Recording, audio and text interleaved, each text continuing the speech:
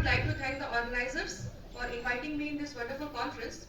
So I'll be talking about the molecular engineering of highly efficient organic dyes for the dye sensitized solar cells.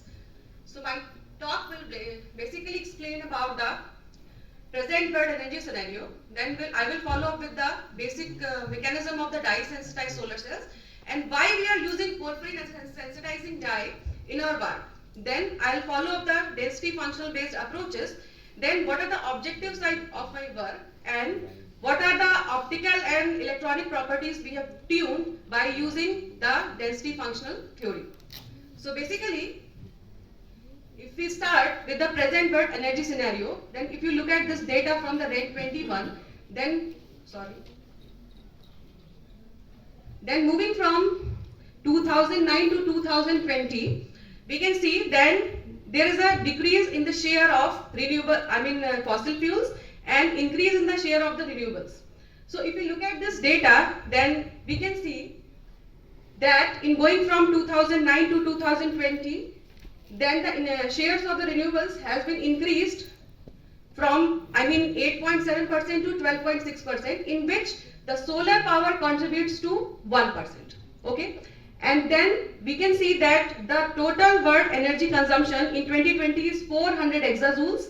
However, the solar power received by the earth per year is 15752 49837 exajoules. So we have ample of solar power. So we can utilize this solar power in order to have some extended PV technologies in the form of solar cells.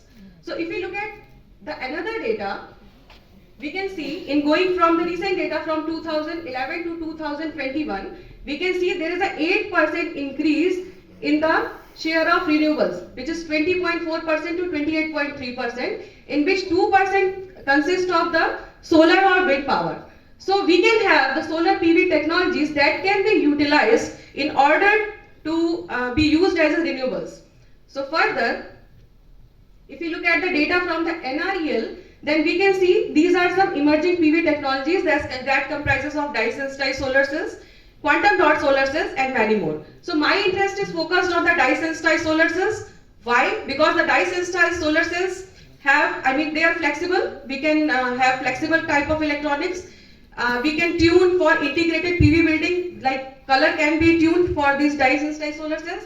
And along with that, we can use the organic materials. That is going to be more important because silicon is going to be toxic and longevity of the silicon is lesser in comparison to that of these organic solar cells or the dye sensitized solar cells.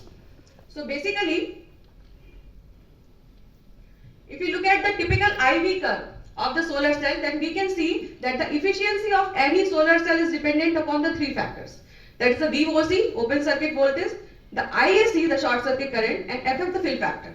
So basically we want to tune all these three. So how these can be tuned?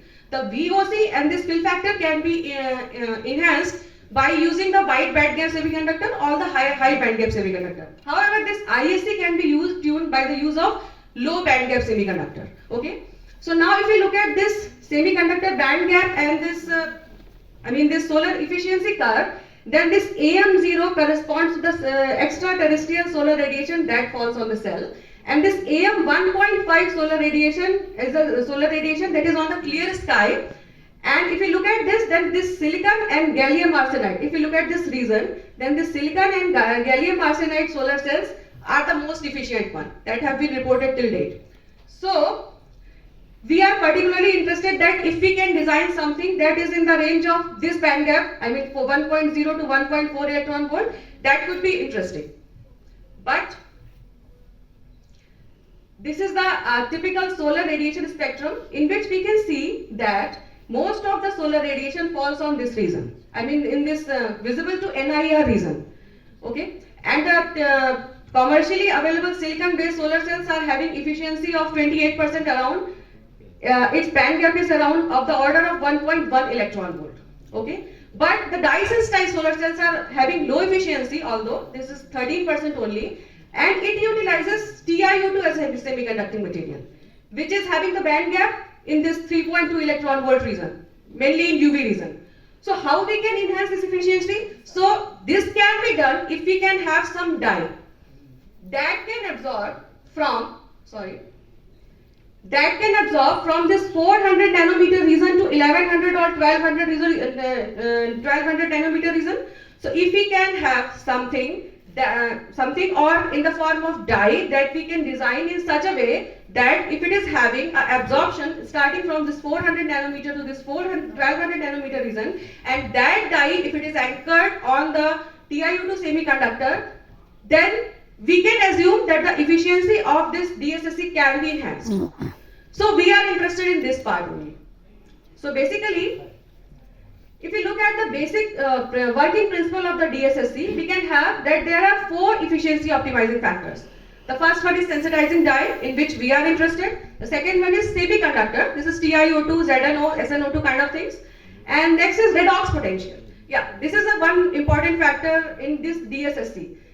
Initially, the redox potential or redox electrolyte has been used, which is a liquid one. So there is a problem of leakage in this DSSC. So currently scientists are working with some solid state DSSC kind of things, in which Spiro O METAD kind of materials have been utilized as a whole transporting materials. So if those materials can be used, then we can have solve the problem of leakage. Then we can have that more flexible kind of electronics or flexible organic solar cells or flexible DSSC that can be better than in comparison to their silicon counterpart. And next is electrodes. So what will happen in DSSC? When light falls, then the die gets excited and the electron is transferred from the LUMO of the die to the conduction band of the semiconductor. And that oxidized die is further regenerated by this redox couple, and this redox couple is further regenerated by the electrodes. So this is what happening inside the solar cells. So why we are interested in porphyrins? So we want to copy the nature's way. So we are having chlorophyll that performs the synthesis, photosynthesis. So basically, this chlorophyll is having the porphyrin macrocycle similar to this one. And if you look at the absorption spectra of this chlorophyll, then you can see that it ranges from 400 nanometer to 650 nanometer somewhere. So what we want to do, we want to have, this is original porphyrin, in which this is meso position, this is alpha position, and this is beta position. So if we functionalize this porphyrin at these positions, then we can have absorption spectra ranging from this region to this region.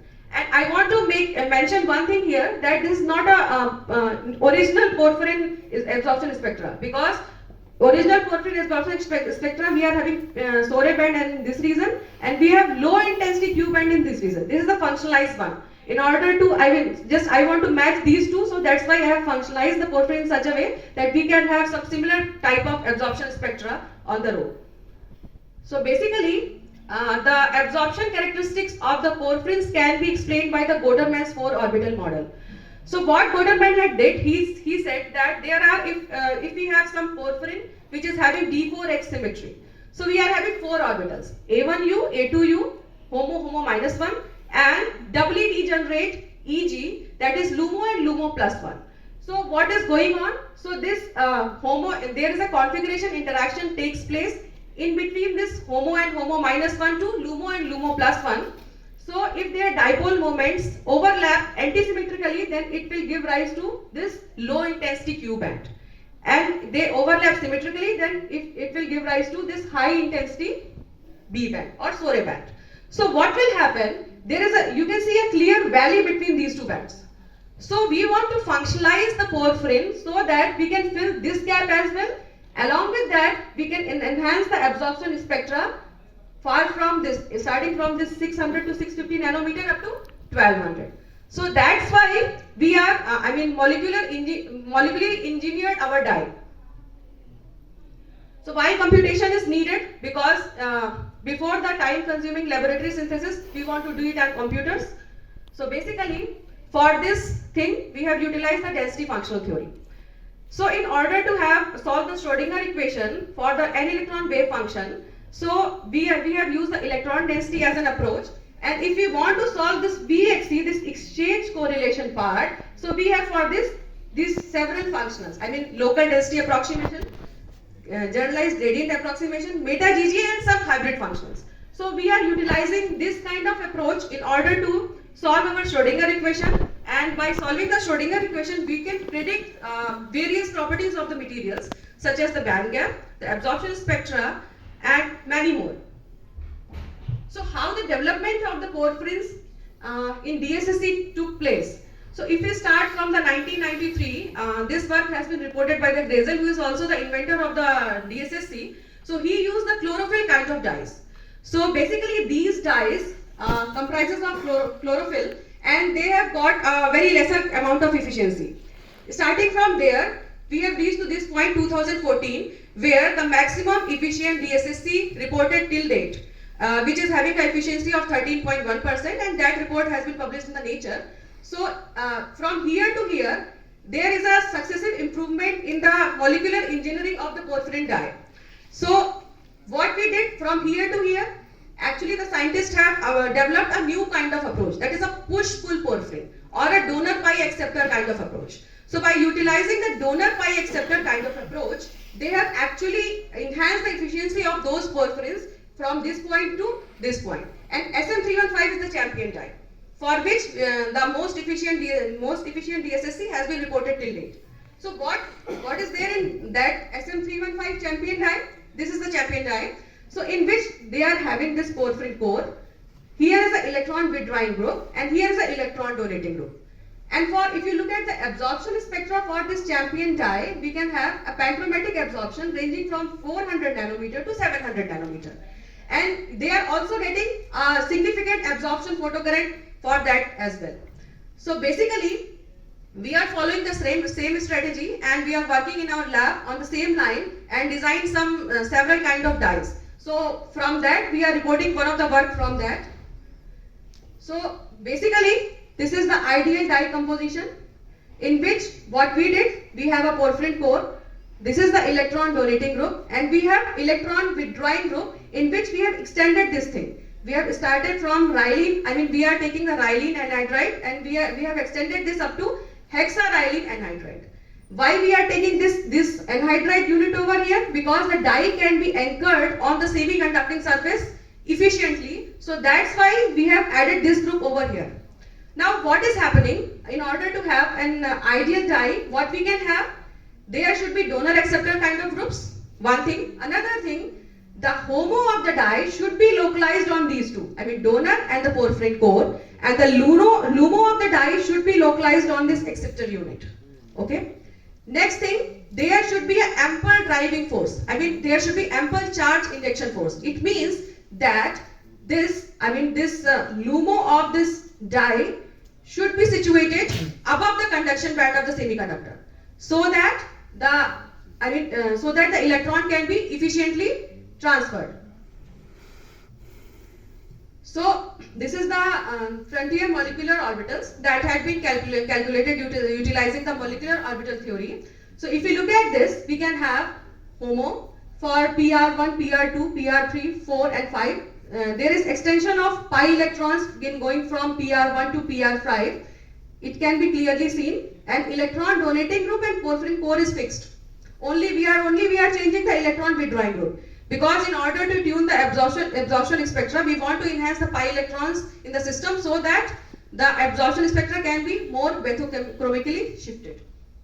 So if you look at the HOMOs of these dye, then it can be clearly seen from the electron density distribution that all the HOMO has been localized on this electron donating group and porphyrin core, while LUMO of the dyes have been localized on the electron withdrawing groups. So it fulfills one of the criteria. Next thing, if we increase the pi electrons in the system, then what will happen? HOMO level is going up and LUMO level is going down. So that's why what is happening? The band gap is reduced. Now if we look at the electronic energy level alignments, we can see that there is significant decrease in the band gap due to enhancement of the pi electrons in the system.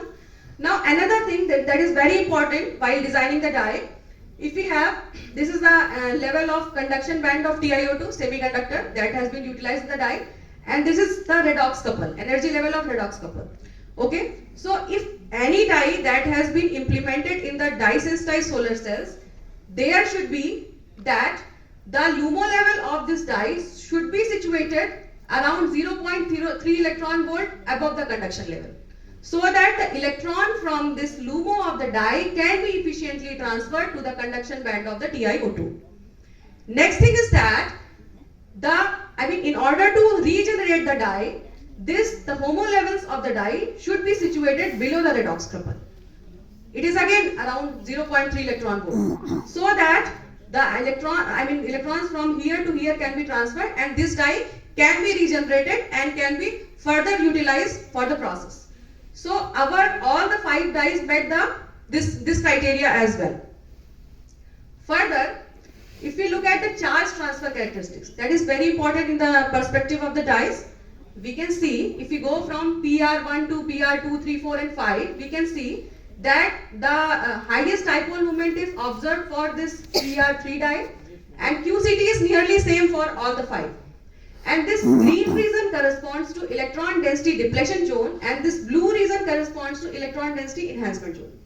What it means? It means the charge is transferred from this donor to the acceptor group, and the localization of electron density on this blue lobe on this anhydride unit explains that the die could efficiently bind with the TiO2 semiconductor as well. Okay. Now what is happening? The charge is transferred from this region to this region, here to here, and it is significant for all the 5 cases. But for this PR3, this is found to be the interesting one.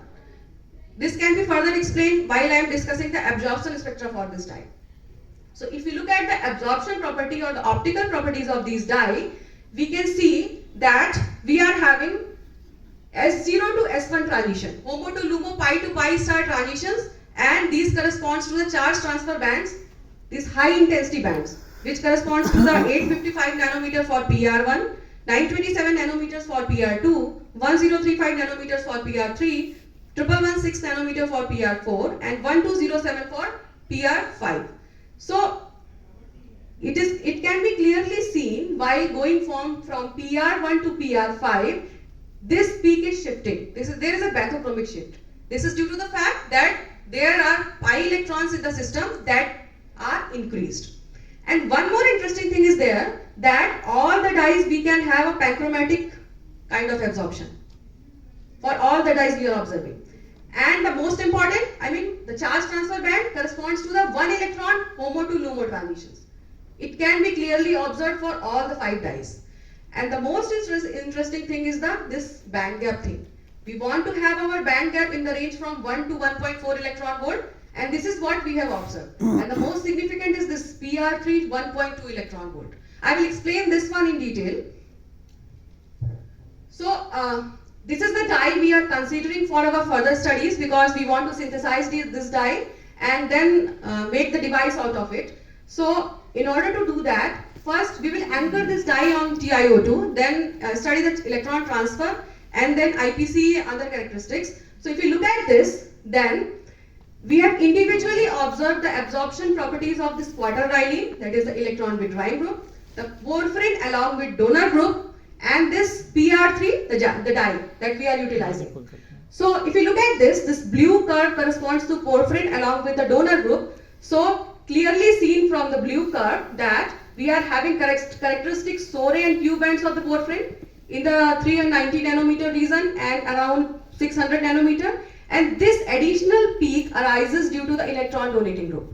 So we have 3 peaks corresponding to electron donating group along with porphyrin. And for this quaterniline, we have this significant band for HOMO to LUMO transition. Now, we can clearly see there is a valley here and there is no significant shift over there individually. But if we combine these two, this quaterniline and this porphyrin, then what we can see due to electron conjugation, we can have a panchromatic red absorption curve. By combining these two, we can have a panchromatic absorption, we can have several peaks, and this one is the characteristic charge transfer peak that actually comes out from the fact from HOMO to LUMO, pi to pi star transition thing. So this is the gist of our study. So further we are interested in designing these kind of NIR or similar kind of dies that have panchromatic absorption starting from visible to NIR region. Next thing, we are interested in designing the hole transporting materials, the solid state hole transporting materials that can be further utilized for this DSSCs, the solid state DSSCs. And next thing is that that this porphyrin is having a Sore band. So there is a value between the Q band and the B band. So this can also be done by using the dimer, so that we can have a split B bands. So B band can be splitted, and we can have in the form of dimer we can obtain those split B bands. So this is the work that is still going on in our lab. Next thing we are still doing that, we will anchor this dye, the dye that we have obtained, with this TiO2 semiconductor, and we will obtain the IPC and ISC, electron injection efficiency, out of it. And we are further interested in these things. We want to study this porphyrin, fullerene triads, tetraeds, and these kind of systems, so that electron and energy transfer can be studied out of it. So we are interested in this thing in future. Next, I would like to acknowledge SCRB and Inspire, TQ3 and IIT Jamshedpur for funding. And thanks for your kind attention. Thank you, Professor.